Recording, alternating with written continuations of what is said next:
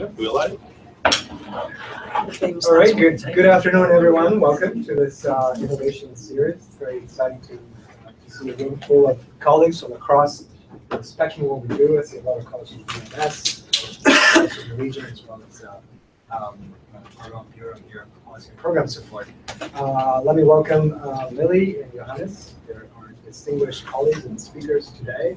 As you know, Lily is in Istanbul, where she leads the innovation unit for the region.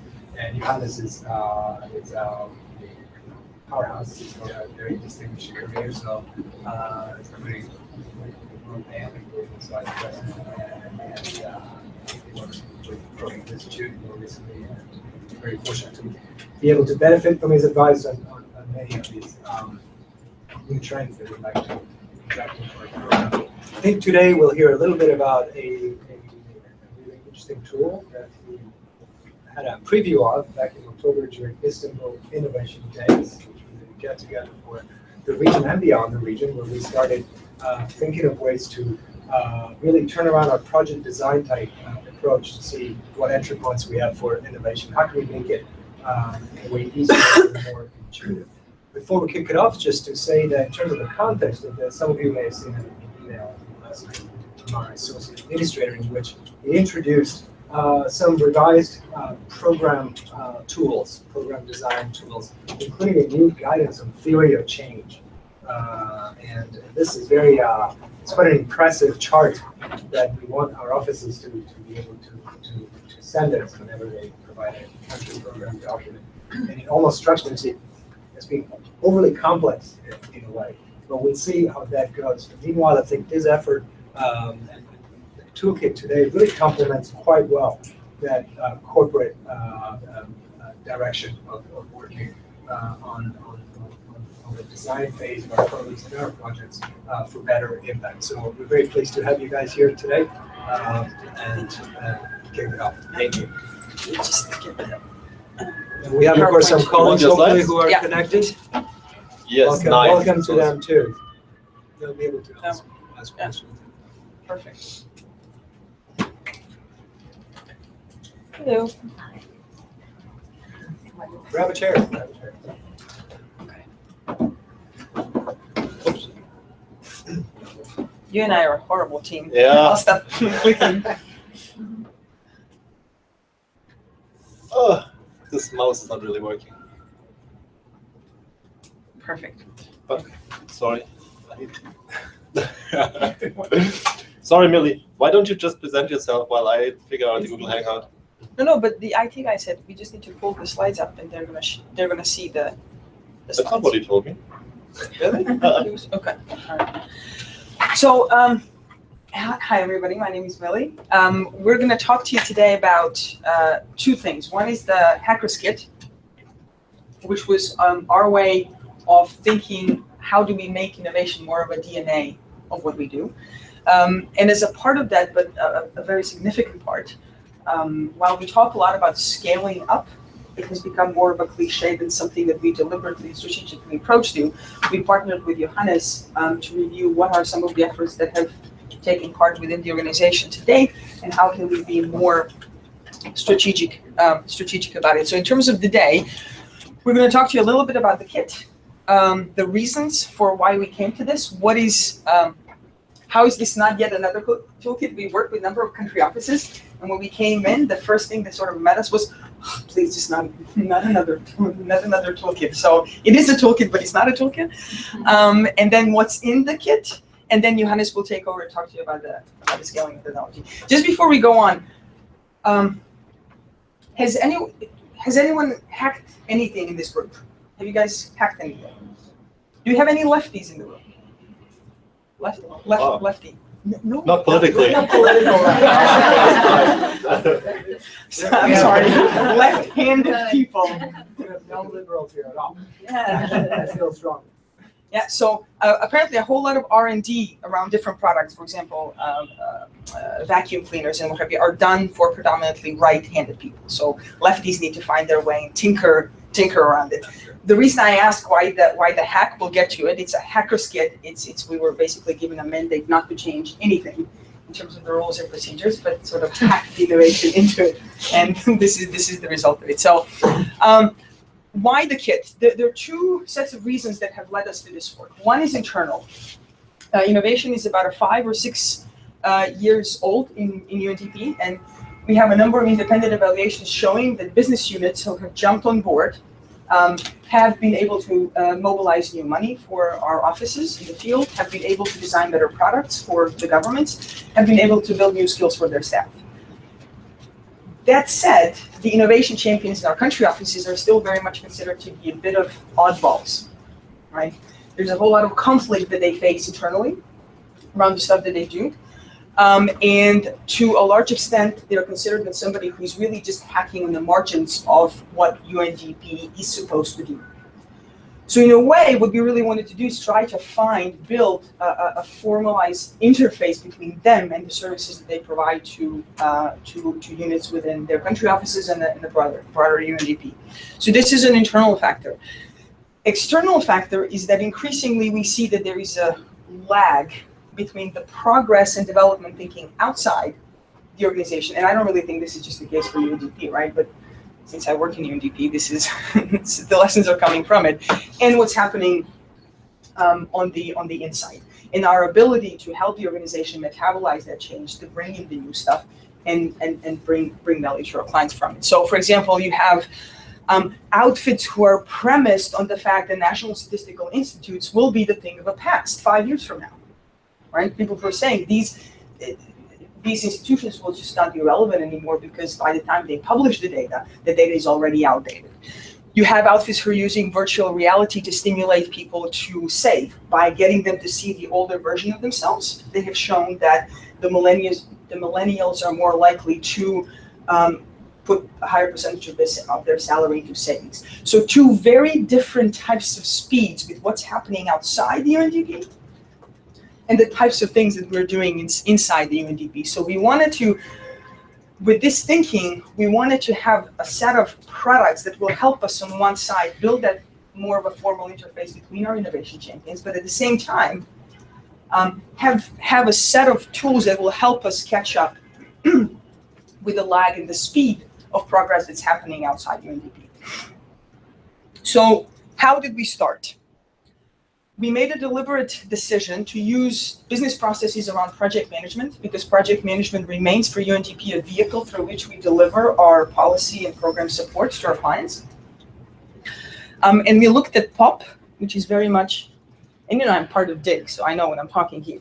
I know that I'm sort of, almost the critique is pointed to my team. We wanted to start from reality, and we saw when we went to the country offices that, you know, POP is one set of rules and guidance and processes. Once it hits the reality on the ground, when the donor picks up the phone and says, I need a concept note by this Friday, if we follow the rules to a T, we may not get it to them on Friday. So what is it that we do? How can we do it? How do we hack processes to get what we do and still remain within them? So some of the key principles is one, we were given a mandate not to change any rules. We needed to hack the rules.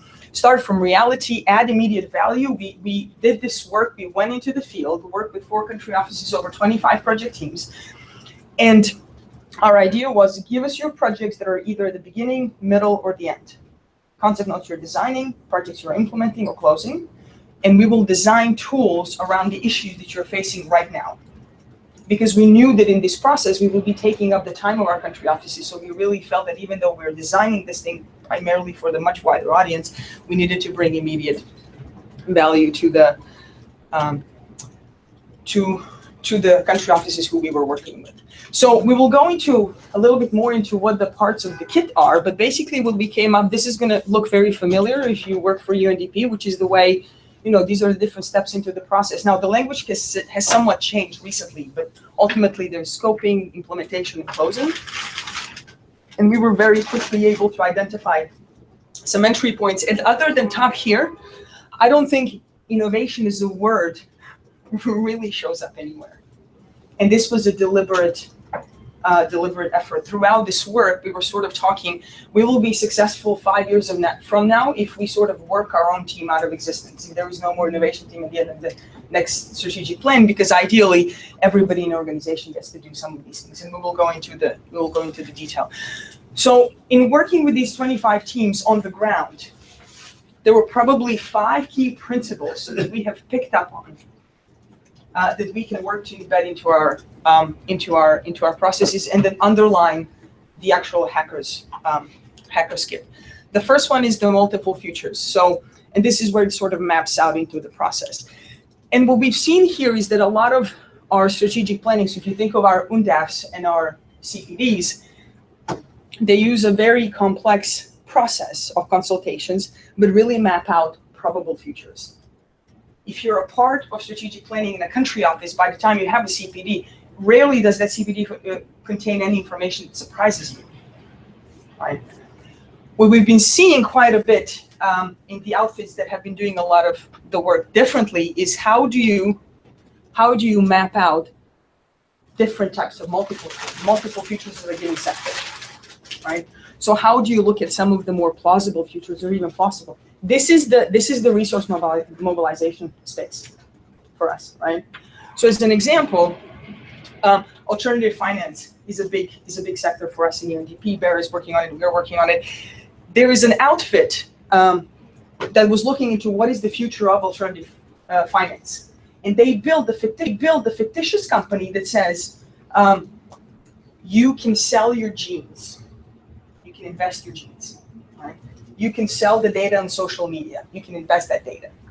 And we actually brought these guys at the event at the Istanbul Innovation Days, and we had this is Johannes, for this picture specifically for him, and we had these guys present to the reps. And you should see the type of conversations that were happening in the corridors from, I would be PNG from my country if I told them that there was a project that's sort of looking to invest genes. And then these guys came into the plenary and they said, this is a fictitious company. The reason we built it, the reason we built these products is to be able to have a different type of a conversation as to what is the future of alternative finance, relative to maybe just presenting in a PowerPoint. Now imagine how this fits with the way that we do foresight and strategic planning within UNDP, right? So in the kit, there is a specific tool that we hope will facilitate a different type of a discussion around what is the future in a given sector or portfolio. It's going to help a country office or a business unit be able to manage their portfolio a little bit more dynamically. Sorry, this is not. Okay. So this was one. The second one was mapping assets, not needs. What we mean here is we tend to be very good in terms of defining the problem and then moving into solutions. But more and more research tells us that we're not necessarily very good at predicting the views of the poor people. This is from the Banks HDR, I think 2 years ago, right? So you have a growing number of outfits out there starting from the solution state saying, who is the expert in unemployment? Person who doesn't have a job and who managed to get it herself. This is an outfit that says who has the biggest incentive to cure a disease? A person who is living with that disease. So they go out finding patients who have found a better way to either treat their own disease or cure their own disease, and then invest in scaling those solutions up. So think about it from the perspective of our own programs, all right?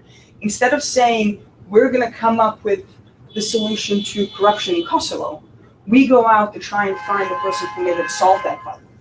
That puts us in a completely different intervention space. Instead of coming up with solutions ourselves, we invest in those who already exist in the local community, almost like hedging your bets, right? Investing into a whole lot of different initiatives on the ground and hope that it will scale. We have a tool for it. We actually have a colleague who is applying this tool in Macedonia right now around migration crisis, where when tens of thousands of people started migrating from Syria to Western Europe, all the development players went to donors and said, give us money to capacitate the local government to do better next time. These guys went in and they said, look, we're going to take as a default that local self-governments are not going to be able, they're going to be much slower to react to these crises. What we want to do is study those groups who have been very quick to react to this crisis. We want to study the informal groups who were able to provide food, shelter, blankets, kids on the bikes who built modems on their bikes and circled the refugee camps to provide refugees with a Wi-Fi connection. And by studying how they reacted to this crisis, we hope that this can then inform how the city can position itself in addition to, in relation to the next migrant crisis. So again, shifting your intervention away from identifying problems to what are the assets. The next one is from projects to ecosystems. What we really mean here, when we went into the country offices, we saw give a training, policymaker changes of policy, provide data, better decisions, do an awareness campaign, people change their behavior. And we saw that these arrows don't necessarily lead to one another, right? Because it isn't an app, a mobile app is not going to solve a refugee crisis, right? It exists in a very complex ecosystem that needs to be understood. And we saw that there was a gap in terms of being able to understand the very complex interactions between various variables. How do you look at a system? How do you analyze the system and then build your project in the middle of it? Because being able to see that system leads us to the less obvious. This is, to a large extent, this is our default. Look at any annual working plan of a business unit, and you will see a whole lot of this. It doesn't mean that these things are wrong, right? But it does glosses over a number of political and other variables that impact some of these things. And I think this is what we will hear when Johannes starts talking about the scaling methodology. So being able to see the system would lead us to less obvious solutions. So for example, having a dentist who figured out that by giving cheaper healthcare, she can stop villagers from deforestation. Or in Kosovo right now, we're working on a waste project and we're trying to understand the system, right? So what we found is that, so it's a waste project, okay? What we found is that 112 system, which is like a 911 in the US, is a fantastic repository of information as to where the illegal waste dumps are, but not because people are calling to report illegal waste dumps, but because they're calling to report signs of stray dogs. And where they are, and this peaks in the period from December through March, and those signs coincide with illegal waste dumps, right? Who would have, put a bunch of waste experts in the room, right? Would they come up with that type of a solution? No, because they're conditioned to look in a certain way.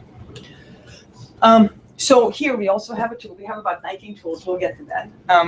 But this is one of the tools, and the methodology that we developed with Johannes also looks at the ways in which we can better understand the system where we're working on. The last one is running multiple parallel experiments. And what we mean here is really questioning the assumptions that we have. How do you know that what you know is the truth, right? And we have a project. We've done a range of things around this, but one of the interventions that we've deliberately invested efforts in is running randomized control trials. So, for example, this is a project out of Moldova, where the government wanted to develop this massively expensive voucher system for supporting SMEs, under the assumption that by giving money to SMEs, this will lead to better products and more jobs. So our team came in and we said, look, instead of investing all this money up front on an assumption that the vouchers will lead to this, why don't we run an experiment? So we have 3 groups of SMEs. One of them is a control group. One of them gets the support by being networked to another industry partner, so sort of technical peer-to-peer support. And the third one gets vouchers, right? This experiment is coming to an end in about 2 months, but we will be able to say to the government which one of these seems to work, so that can inform the national policy. The tool that we sort of design around this is, for example, think about, a lot of our work goes into data. We don't have enough data. So the problem is we don't have enough data on energy costs, and therefore we need to get better data. The assumption is, given data, the policy would change, right? In other words, if data, then policy. Well, that's something that we can test. And the point is, if that doesn't work, what is our plan B? What is our plan C? So these are the principles, and let me tell you, and this is where I'm conscious of the fact that I'm sort of speeding through these things, but Johannes and I agreed that we only maybe take 2/3 of an hour, and then leave the rest for the questions. So I'll tell you what's in the box, and we turn this entire process into a sort of a Monopoly-like board game box to make it, more pleasant and easier to work with and to fit into the discussions happening in a country office. So the first bit is the wall map. Now the wall map is meant to be on a wall of a program team, right? It's meant to be as a reminder of where we are and where are the obvious entry points. Now, in our work, we found some very sort of low-hanging fruits, if you will. We work with teams who would come to a stage of a product without ever going into a region where the project is supposed to be implemented in, or without ever speaking to a person who we are working for. This is not to say we don't talk to NGOs, we don't talk to think tanks, we don't talk to local. This is not to say that, but we're neither structured necessarily to talk to individuals. But what does that mean? We tend to be blindfolded by the perception of their problem, right? So there were some obvious gaps and entry points in the existing processes, and this is the part around which we built the kit. We also found that there are different level of capacity. So for example, there are about 19 tools. For every step into the process, we built in if there is only one thing that you have time to do, right? So for example, when you're designing a project, if you have time for only one thing to do a user journey, right? Follow a person as she is trying to access legal aid, for example, and see whether you get to understand a little bit more about there. And these tools are very heavily scripted in the box. So in other words, a colleague in a country office without any previous experience in using some of these tools can either use them herself or himself or run a training around these, okay? There was a lot of interest from the country offices around the work that we were doing. But again, as I mentioned at the beginning, we were met with, please, God, not another toolkit, like not another checkpoint. So what we try to think through the field work is how do we plug this in to a process that takes place anywhere within a country office. So for example, if you are a project team and you have a problem in implementation, chances are your team leader is a first point of call who you sit down and talk about this issue, and or your deputy res rep, right? At that point in time, we build these cheat sheets, they're question cards around each process that help facilitate a discussion. So if you're, for example, this is true either if you're facing a problem in implementation or if you want to develop a new concept note, right? To know where that concept note is going, you are going to talk to your either team leader or your deputy. And at that point in time, these are the questions that your deputy or your boss can ask to stimulate a discussion about what is going to be a part of that designing process. And again, this goes back to the point, tools are dime a dozen. We could have produced this kit by surveying what's out there, what are the existing innovation tools in the private sector, in the public sector, and said, well, out of these million, we sort of tailored 20 to Undp context. But we don't believe this will necessarily have any effect at all, which is why we went into the field and tried to work with those who are the front lines of what Undp does the entire time and try to, tools come at the end, but it's really having a different type of a discussion around projects and work that we do. And the last set of findings that we had, so once you agree with your deputy on where to go, the deviation from a default needs to be facilitated. As in, this is not going to happen in and of itself. And this is where we see a very strong role of innovation champions. So for example, if you talk to your deputy about a project that you're designing, and you agree that one of the gaps in your current concept is you do not necessarily have enough insight from the citizens on the ground as to what the problem looks like from their perspective. Maybe you need to do something around building empathy, okay? So we have about 6 different tools in this. You sit down with your innovation champion and work out the way in which you can actually go into the field and implement it, right? And the big selling point, I believe, especially in the region where I work, the CIS, the sophistication of the governments is so high that at one point in time when I worked for the country office in Montenegro, I was heading the energy and environment team.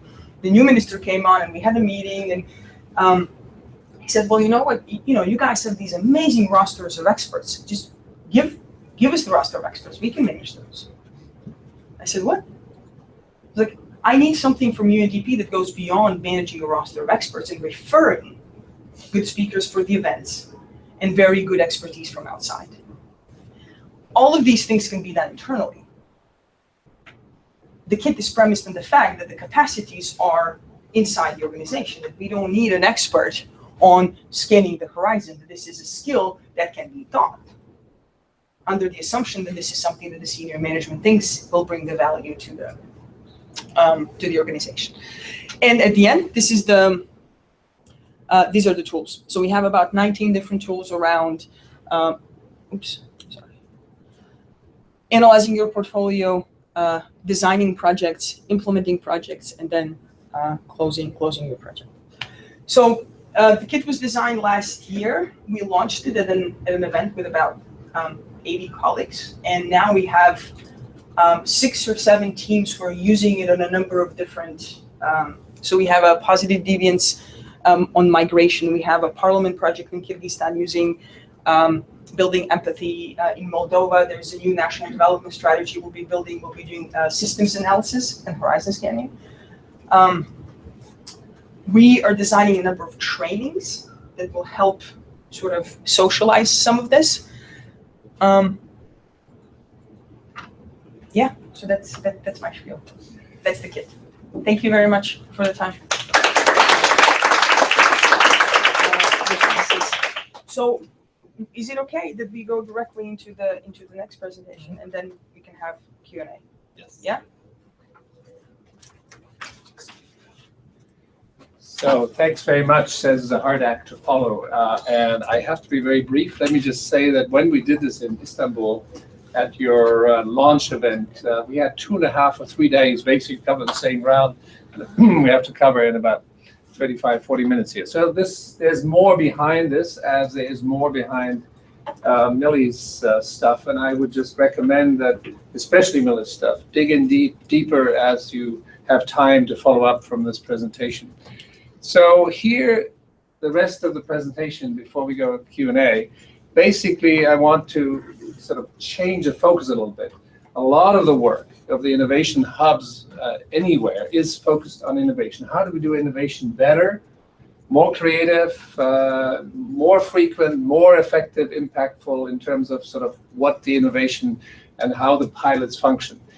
But and I'm very happy to say the Istanbul exercise focused on is actually not, and as you have seen in bits and pieces that cropped up as Millie was talking, we really need to think about impact at scale that derives from innovation. So as we tend to think about innovation, let's move a bit beyond it and think about innovation plus learning as we do pilots and test our innovations.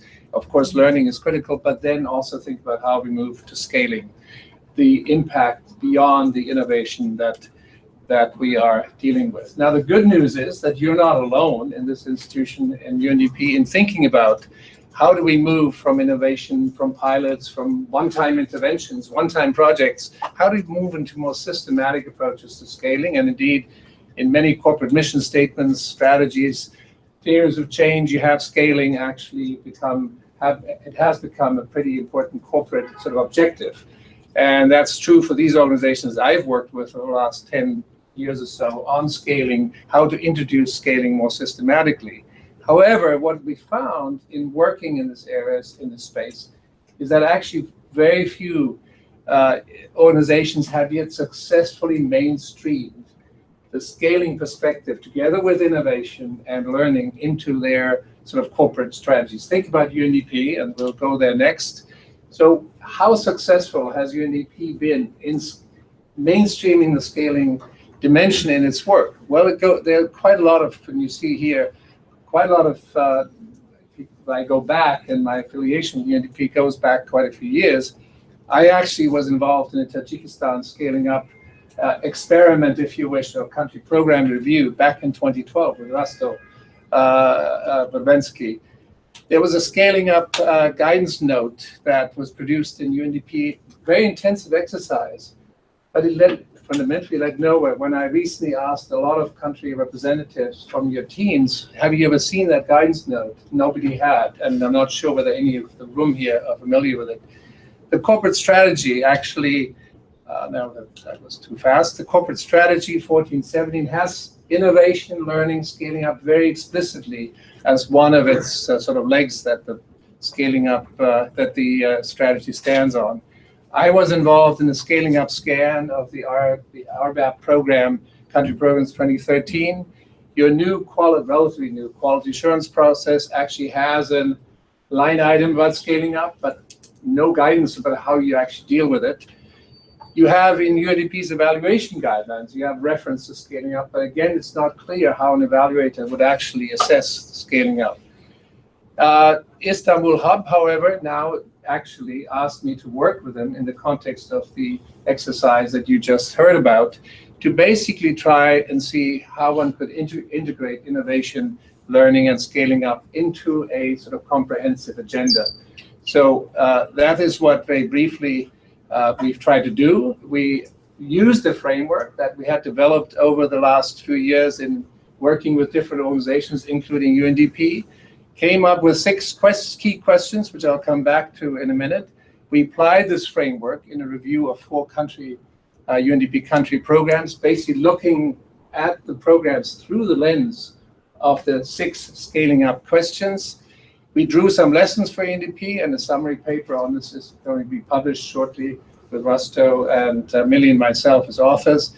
And we then developed a simple template and tool for operational use as part of the Istanbul Hub's work on innovation. You've already seen where it fits in. Now, let me briefly, since it's important to make sure we're all on the same wavelength here in terms of what we actually mean by scaling up, give you a definition which I found useful over the last few years and have also incorporated in my work with UNDP now, that scaling up means expanding, adapting, and sustaining. And sustaining is very important here. Successful policies, institutions, programs, or projects in different places and over time to reach and benefit a greater number of people. Now you can play with that. You can adapt it to any particular organization. IFAD, for example, in Rome, we talk about rural poor here rather than the poor in general or people in general. As I mentioned, yes. Where does the definition come from? That actually we've adapted from some work that was done for the World Bank by FAO in early 2000s. We then used it and applied it for IFAD and then sort of generalized it based on that. Very important, sustaining and adapting are key aspects of the definition. If something isn't sustainable, it's not likely to be scalable, or at least it's probably not worth scaling because over time it won't be sustained even at larger scale. And of course, effective scaling often has to go beyond replication. It has to also adapt. So it isn't just that you innovate at a given time and then you replicate, but you actually will find during scaling up, you have to adapt and innovate as you go along. Finally, policy reform and institutional development are very much part of the story here. So the 6 questions, and this is sort of after a lot of graphs that I've cut out of this presentation, which Millie actually liked, but we simply don't have the time here. There's 6 key questions that we found useful. Actually, IFAD was our guinea pig in this, and we used it there. 6 key questions we find useful to ask in the context of project and program design, in reviewing and thinking about innovations and whether or not to scale them up and how to scale them up. 6 key questions that I just throw out here. First of all, is there a pathway to scale? In other words, as you look at an innovation, is there a sort of in the way you think about it, is there a way to think about it functioning and going to scale, linking perhaps with, say, the goals, the SDGs? What is the pathway? Is there a pathway to take it that way? Or turn it around in your projects.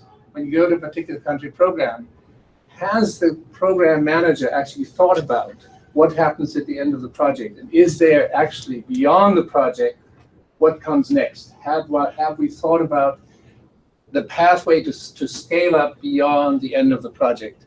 Secondly, let's be clear about what is the problem to be solved, and then very importantly, if this thing works, what is the vision and the target of scale we might actually find that this innovation or this intervention could support.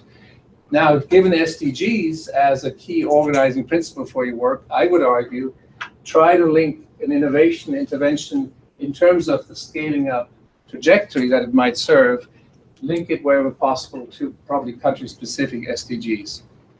Now, the third question is, as we are looking at a particular innovation, and this is actually something that Millie, in terms of the innovation work, very much importantly brought to my attention, is we need to think not just about one idea, but we actually need to think about alternative ideas, innovations and models that could be scaled up, and then choose among them and have to have actually then criteria for doing so.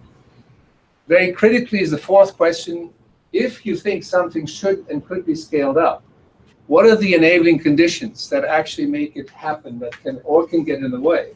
So what we, for practical purposes, so divided commonly these enabling conditions into drivers. These are factors that tend to support the scaling up process. For example, leadership and champions, demand, community demand, or market demand. On the other hand, you also can have obstacles or barriers, constraints, or turning it around, putting it positively, you have to create space, fiscal space, political space, policies, organizational, institutional space has to be created to actually support the scaling up process. So these are, in a way, is a checklist to help you think through whether or not any of these particular aspects, number one, could be important or should be created, or whether certain constraints, if you look at them as a constraint, have to be addressed and removed if you actually want to go through your scaling up process. I got to go back. So that was question number 4. Question number 5 is, so what about sequencing of key steps? So within your project, you may want to sequence steps. For example, in the early phase, you replicate horizontally, scale up. In other words, you expand your project over a certain number of people. But then you realize you actually have to address policy constraints, institutional constraints at a higher level of government. And so you sequence this. Alternatively, you can also, of course, come from the top down. You have policy interventions that you believe need to be introduced, but then you need to make sure that actually at the level of the community, these policy interventions have the right impact. And so you need to make sure you operate at various levels and sequence your interventions as you scale up in the right way. And finally, very importantly, and this is where currently monitoring evaluation probably and our tools don't properly yet focus on scaling up in many cases, we need to make sure the monitoring evaluation doesn't just focus on whether or not the project is actually being implemented in terms of the delivery of services to particular beneficiaries at a given time, but is it also creating the platform that then when the project ends allows continuation and scaling up, not necessarily with continued support by UNDP, but possibly with governments taking them over or the private sector taking them over or other donors stepping in.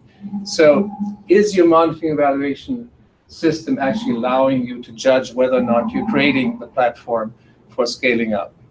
So these questions in essence should be asked at every project stage of the UNDP project cycle, and especially at the design stage, and I would argue at midterm review.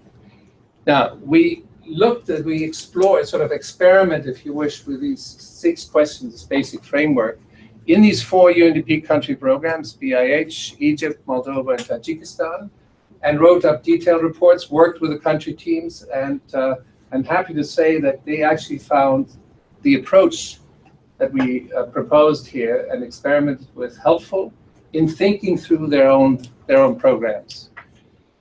Now, based on all of this, Millie pulled together an operational scaling tool that fits back into the Hackers Kit and was, if you go back and look at it, it should be in there, that basically condenses or transposes the 6 questions into this particular framework for project officers or country program officers to explore and work through. So, closing comments on the scaling up bit. None of this is rocket science. The questions that are laid out fundamentally very simple. The main benefit of them is that you systematically go through them and think about the scaling up dimension as you are designing and implementing and evaluating projects. So the key is to ask the right questions and test your assumptions systematically early and throughout the program project cycle. The responses can be various levels of depth and analytical rigor, and we're putting together, actually in a different context now, a set of toolkits that actually allow you to, if you have time and if you have interest and ability to delve deeper into specific aspects of each of these questions. But fundamentally, my view as a former operational person in the trenches, if you wish, is keep it simple. That at least when you start, don't overdo it and don't think you have to actually go into great analytical depth to make sure you address the key scaling up questions. As I mentioned, the country teams found the scaling up approach helpful. And the question for Undp now from me as an outsider is, so how do you actually move from having explored and experimented with this as part of the Hackers Kit and developing the Hackers Kit? How do you actually now bring it down to systematically to your country teams so they, hopefully finding it useful also, actually start using it? And this whole question of innovation, learning, scaling up, becoming part of the DNA of the institution in the front lines. Thank you.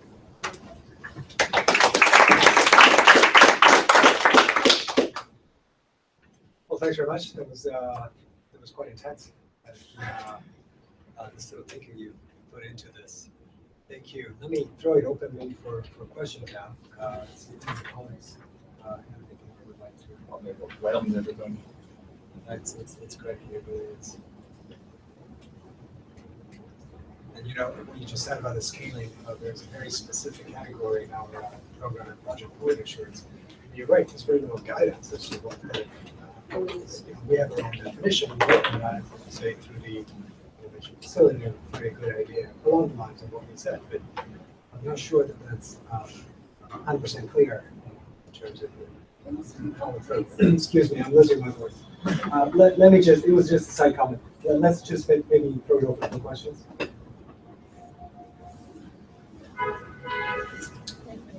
I'll start to say to just welcome Mili and Johannes again.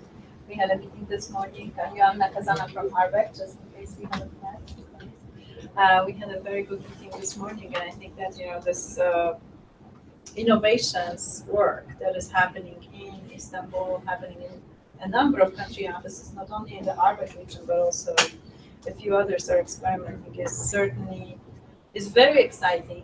It's very new to us. Is something that I personally want to learn more about. So the question will be also, how do we continue learning, and how do we take it only from the level of awareness to the level of user, as we guide, oversee, help facilitate things for our country offices when we sit in those operational trenches that you referred to. We do deal with program design.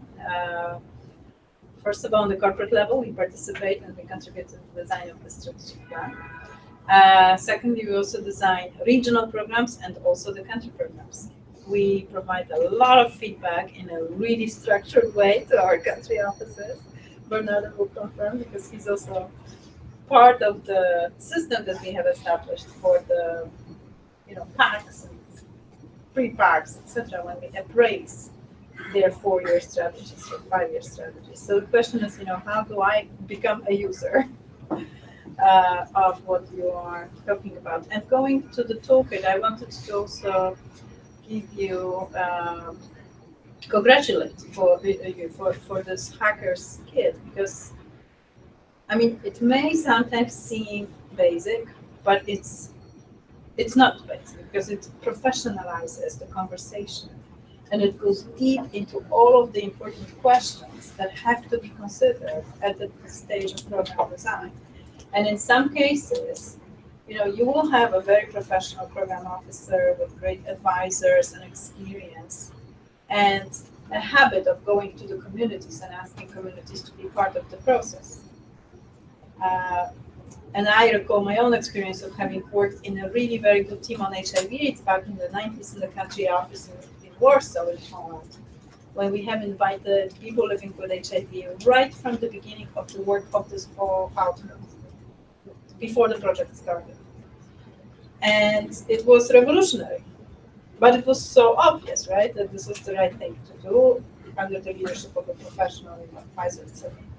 But it doesn't happen automatically everywhere, right? You will have people who have a task, they have to develop a program, they hire an expert, and they take it for granted, whatever the expert brings to the table. So how do we sort of methodically question our own assumptions? How do we methodically question our next step?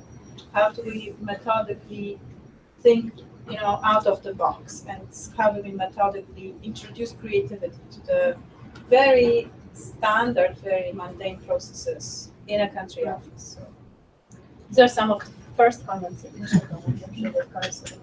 Should we pick up a few and then Yep, we could definitely. there's somebody at the end of Yeah. the Hi, I'm Matt. Hi, Millie. We've emailed a lot over the years, but it's the first time we meet. So thanks for the presentation overview. It's very interesting. I just come back from Timor-Leste. I was there with snow cone haystack, some innovation. So that was interesting for me. Some learning experience too. So when I hear you talking, I'm reflecting a lot on this. But my question is actually quite separate. I'm just wondering, when we talk about this in the game and all that, I mean, the first target audience to some degree, I mean, it's great to work with the country officers, and you just did this in Timor. You get a lot of energy, you may get a few people who pick it up and run with it. But from a mainstream point of view, in terms of how we work, I mean, how are you getting, how much to reception inside DPP as our own policy, people who are meant to come out and help draft project documents and engage with end users and think about design and what have you. It feels a little bit like two different worlds, but maybe I'm wrong. I'm just curious.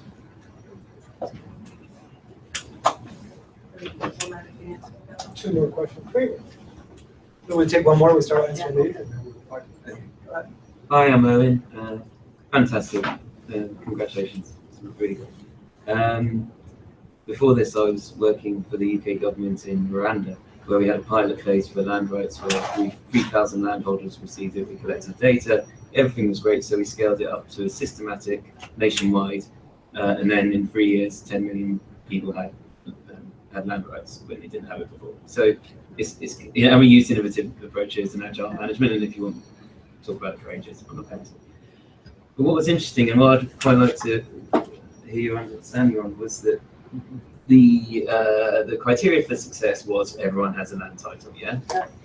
And everyone got it, so it was great. But then as time wore on, people realized actually we don't have the systems to record change in those land titles. So when I die, Paul would inherit my lands. There was no system for that to actually be captured. So the sustainability of the scale up dropped because, and the reason for this was not just because of technical inability, but your number 4, enabling factors. The finance wasn't necessarily there, or the idea of innovation wasn't there. Now, of course, we can't keep going on forever. So I wondered if you have experience of handing over this innovative mentality and approach to our partners, because that is part of how you have irreversible scale up, right? That you can't go back because they need these operational skills and the innovative skills to carry it forward. Maybe they already have that, but.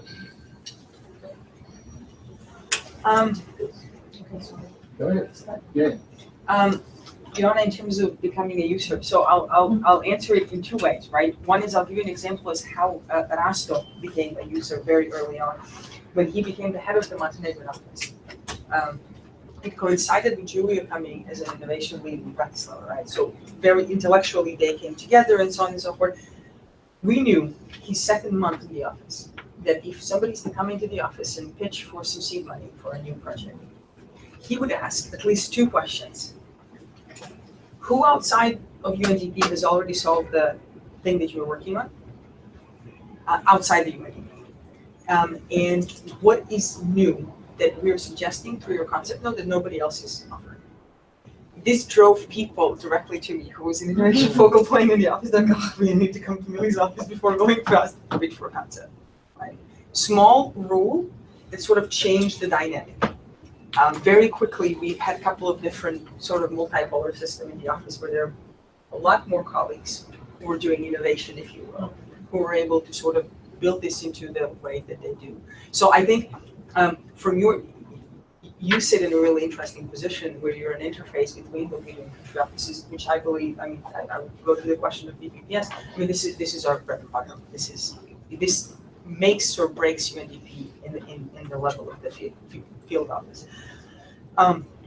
So asking and nudging the offices towards some of these different ways. So we know how we do country program documents, right? It's a plush 5-star hotel where we bring in reps from, an NGO sector and the government sector. And this is all, there is legitimacy and credibility in that process. But these guys come in to basically verify what we all know, and that's okay, there was value there. But then can couple that with few different things in order to be able to scale better. So I think sitting where you sit, you can point country offices towards, if you're in the design stage of a big program, here are a couple of questions to think about. And by the way, we have expertise to do this in-house in Moldova if you want to go down the route of behavioral insights, for example, or Macedonia if it's a foresight. I think this would be very useful, and coming from your position, it could really be a game changer, because sitting where I sit, I would say in our bureau and with RBEP, I would say are two probably the most active bureaus in this field. We maybe have 1/4 of reps in country offices sort of fully on board, right? 1/4 who are sort of on the fence, and 1/4 who just don't care for, possibly super just reasons. Maybe just to speed you up a little bit, because we would like to have a second round of questions. Okay, yeah, I take a long time, I'm sorry. Good. What is the reception of BPPS? We had MAPS missions last year, and they're being evaluated right now. And right before coming here, I had a discussion with the sustainable development team leader who wants to include one of the products that we've done with Global Pulse around data, new data, into the next MAPS mission, under the premise that this will be a very practical thing that we can offer.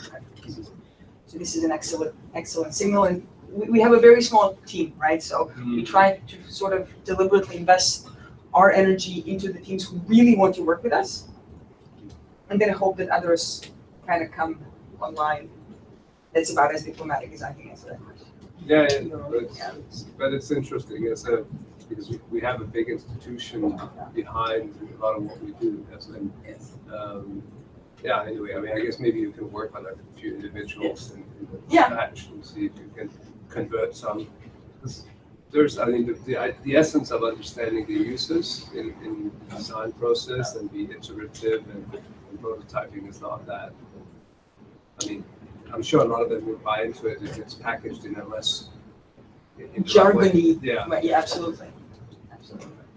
And the last on scaling, and I'm sure Johannes will want to add here, I think scaling is an interesting one for me, right? Because I think, when I started presentation, I said the external factors, that the lag, the speed with which things are happening outside is just there's such a big lag between that and what we're able to do. The one signal is there are these small outfits that tend to do things that scale really quickly. So they have managed to decouple their size from the impact that they achieve. And I think this is really interesting, because a lot of the times we think of scale as moving from little fish to a big whale, right? Whereas what these guys are doing is little fish to smaller schools of fish working differently in different contexts. And I don't know that we necessarily managed to crack this well. I think what we've done with Johannes is a first step towards that, being able to question those assumptions in hope that you might get to this question before somebody has already died, right? Yeah. So I'm sorry, I'm not answering your question, but I think it's a really interesting one. No, it's a really cool answer. Yeah, because I think for us, the scale is, little baby, 30-year-old person, but it isn't. It isn't, yeah. So the Prime Minister's office in Finland had set up the experimentation unit under the premise that no new policy becomes a law before it was experimented in different contexts. Those contexts may be urban versus rural, north versus south, or what have you. So it's not looking at experiments for experiment's sake, but seeing what that scale looks like in a rural versus urban area. So both, there isn't a policy prescription that's sort of covering the middle of the bell-shaped curve, but it can take care of the outliers as well. This is my answer. No, that's maybe good. Sorry, you'll kill me. No one question. I object to it. Thanks. Behind you. Go ahead, maybe she was. Thank you very much. Hello, for those who don't know me, my name is Sinead Clifford. I'm the Development Advisor of the Australian Mission. Thank you so much for your talk. The Australian government has an innovation exchange, and we're trying to, I think we're thinking through a lot of the same sorts of problems of how you promote innovation in interesting ways, but then mainstreaming, working at scale, and sustainability issues, and making people think about those sorts of things, but also as a donor, how you sequence your investments in a range of actors, from the banks to the UN and others. So thank you so much for your work, really interested in keeping this conversation alive. I'm quite interested in the paper that you're releasing and what that's going to look like, and just sort of how to follow this work after today's presentation. Thanks.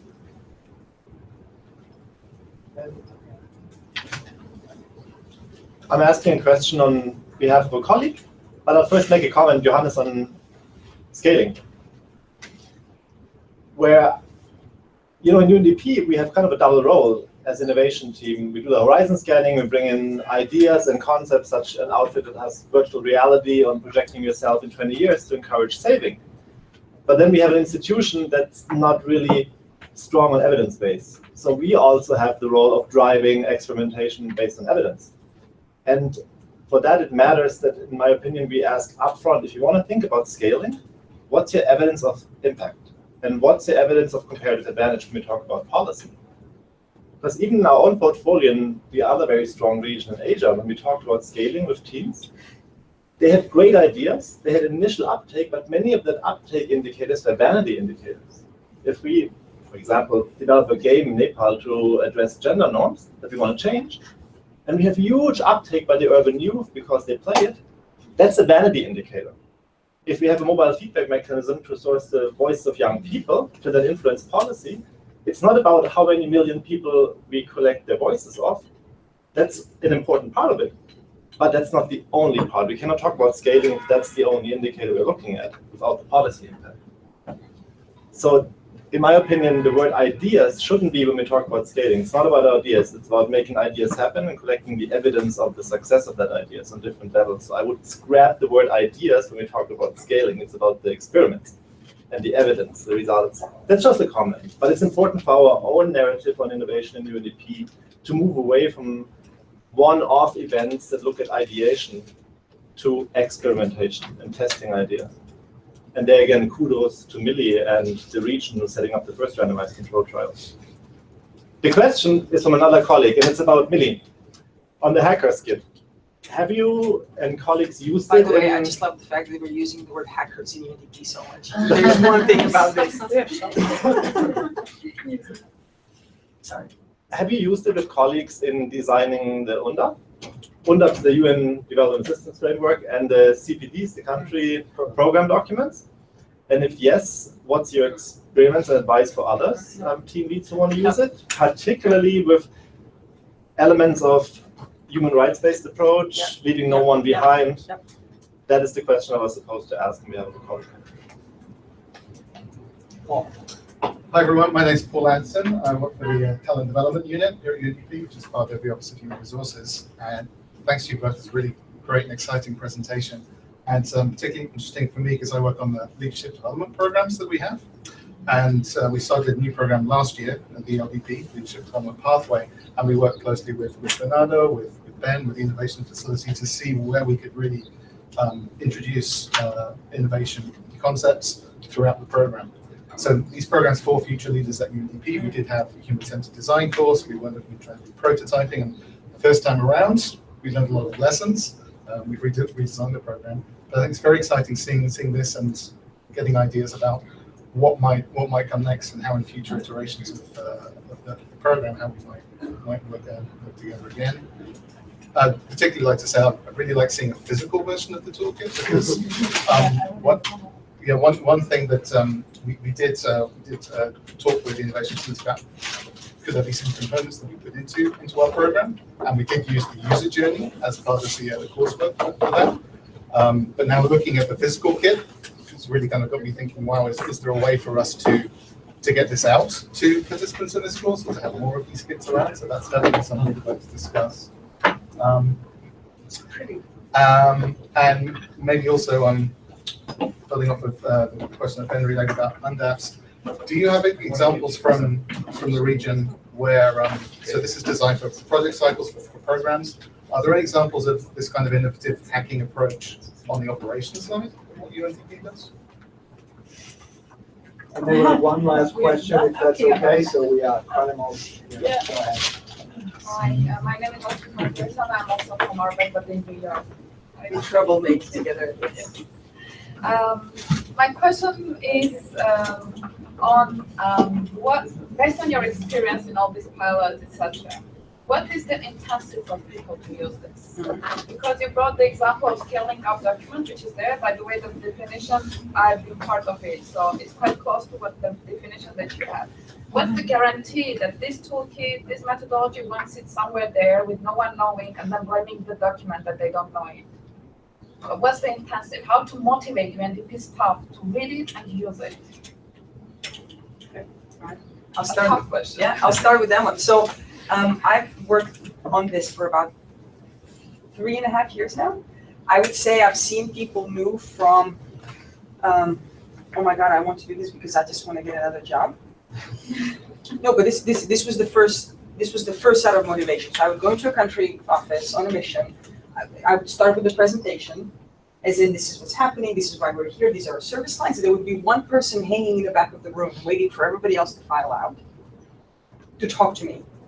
And it is those people who actually are now core of the team. You know, that is a person who's designed the first random mass control trial in Moldova. Katuna, who is now Miss Real-Time Feedback for the whole region and beyond, and so on and so forth. So the incentive moved from, I want a promotion or a better job. And we've had people poached by Nike Innovation Team, for example, you know, Global Pulse and so on and so forth. To, now it's becoming more, okay, my boss really wants me to do this, and this is leading to opportunities within my existing UNDP. Now, to what extent this is something that needs to be scaled up, and that there is an expectation that there are certain things that we should all be doing as a part of the TOR, that's neither here nor there. But I think, you know, I had this question posed to me at an event, sort of rhetoric versus action in terms of social innovation. And I came up and I said, you know, we came into the whole innovation thing relatively late, UNDP, later than a lot of our government donors and government partners, clients. So we had to learn kind of quickly. One of the things that we deliberately said is we're not going to go into sort of mass movements, because we don't believe that training masses of people into the kit is going to lead to the uptake. We're going to show up at the training, drink some coffee, have a sandwich, and be done with it. We focused on that individual and building that. Now, to what extent that is a good decision and something that can really build this at scale, I don't know, but these are the incentives that I've seen, and that makes it kind of fun. In terms of the operations, we've done a couple of hacks with the innovations, right? We've done the work around challenge prizes as a complementary procurement mechanism. So it came out of our region, and now there is a policy on challenge prizes. I'm currently Carlos from BMS, bless him. I did not tell him that I'm in town because I was afraid he might shoot me. Oh, I invited him personally. No, that's really So we're doing a blockchain project for remittances in Serbia that is needing 3 or 4 different justifications from treasury, from procurement, from financing, and so on and so forth. But luckily, the feedback from BMS is if this works, this can actually help us do some of these things a lot more efficiently. Alternative finance is also a bit of an issue with crowdfunding.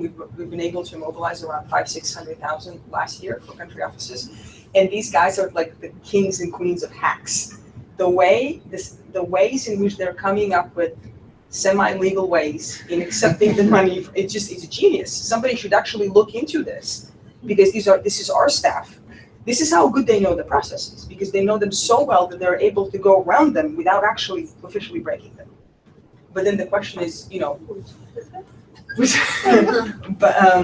but should they be doing that, right? Or should there be a mechanism to? So from everything that I've seen, if we're able to hack back office, this unleashes innovation. Just forget what we do in program. This is where the gold mine is. In terms of the Undp, when we did the kit, there was so we were looking at POP, and if you look at, there are two diagrams. One diagram presenting the processes around Undps and country program documents.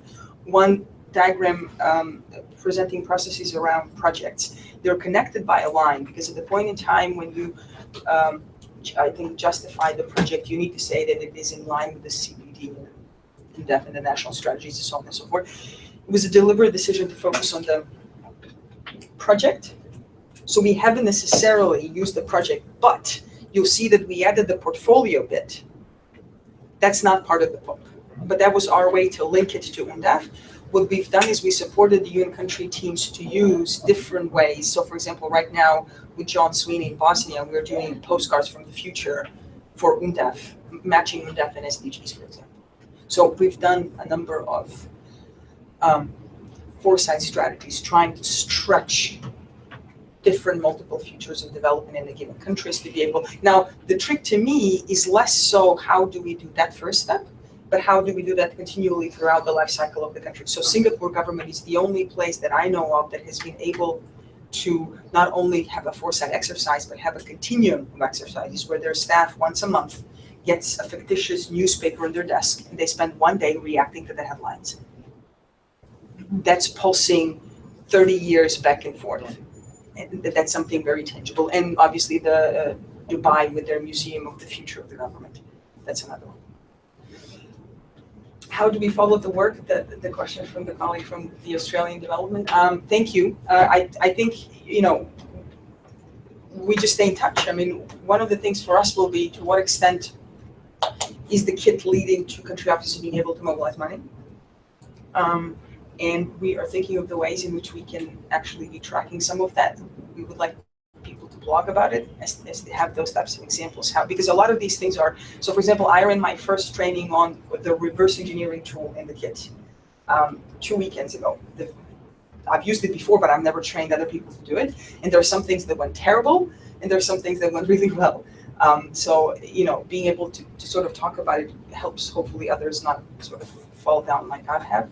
And I think it would be good to exchange contacts and stay in touch. And the paper, sorry? The paper. Stay in touch. Right. I'll take a minute to just follow up on the question about incentives. In Asia Pacific, for example, the regional bureau, they set up a regional prize for the most innovative office, and they, through senior management, incentivize champions of innovation. And they set up a really formal innovation ambassador program. Then in addition to what Millie said, there are smaller things such as a feature in the Global Innovation newsletter. The people who drive innovation, they start to blog and they see their names published. And we had people published in The Guardian and haven't written for UNDP before at all. But overall, I would say those are the softer ones. You could always argue with the existential crisis of UNDP. And this is a matter of survival. But honestly, where I'm coming from, it's rather, and this is why I love this job. I'm a colleague of Millie, by the way. I want to work with those who are not happy with the status quo and who want to do a better job on behalf of UNDP, who are intrinsically motivated. I think moving forward, recruiting people should be value-driven, super curious, and humble people. That should be the profile. And that's usually the people that embrace innovation. I know that's not an answer to what incentivizes them, but looking for ones who are driven, who ask why and can we do a better job, those are the people who pick something like that up, usually. And we're starting to recruit them for the first time through our country offices. So their terms of reference is going out with horizon scanning capabilities and foresight capabilities. And it's fantastic because it's a completely new breed of a staffer in our country office, and it's fantastic. But I mean, just maybe a final comment on the mainstreaming internally. I think you have to realize institutional change is extremely difficult and takes time. It's basically a scaling up process. So a lot of the lessons that sort of you think about, okay, we need to scale X, Y, Z in country Y, you know, it's the same internally. So if you don't have committed leadership and champions, if you don't have processes and incentives internally, and so on. I mean, and you need to stick with it. And if, you know, and the problem with the earlier guidelines was that you had, what's her name? Grace. Grace, yeah. Grace did a wonderful job. She reached out, it was all over, but it had no ownership on top, as far as I know. She moved to another job, and, you know, it died with her. So if there's no critical mass of ownership, now, how do you generate that? I think it's to link it to an overarching operational objective. And this is where Jian asked us today, so how can we link the innovation scaling up to the SDGs, for example, where we have a strong, and I think that's where you have to, it's one of the entry points. So make sure you link it to something that is of institutional survival criticality. And at the same time, make sure you manage this, but also your content directors on board. Now, the good news is when I worked with them in the field, all 4 country directors, whatever you guys call them, res reps and so on, thought this was actually useful to them doing their job. Now, whether or not they continued after I left, and, you know, I have no idea. But I think you have to think about as really an institutional change process, a scaling up process in that sense. Last comment, because I can't do this. Innovation is also about decommissioning. So the question should also be, what are the incentives for doing business as usual? And what incentives do we need to get rid of to push people to embrace new ways of working?